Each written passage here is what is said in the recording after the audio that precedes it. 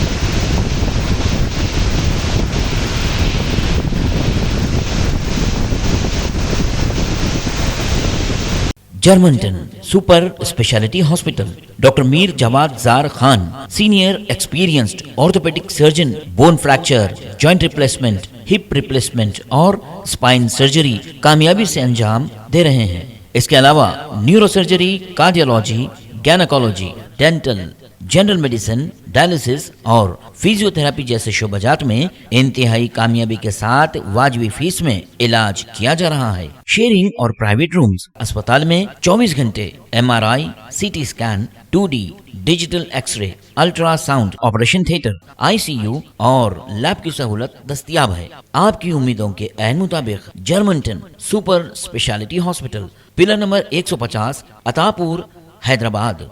अगर आपने हमारे चैनल को अभी तक सब्सक्राइब नहीं किया है तो यहाँ पर रेड कलर का सब्सक्राइब बटन दिख रहा है, उसे क्लिक करें और हमारे चैनल को सब्सक्राइब कीजिए और साथ ही साथ बेल आइकन को भी क्लिक कीजिए, जिससे आपको ताज़ा अपडेट मिलती रहे।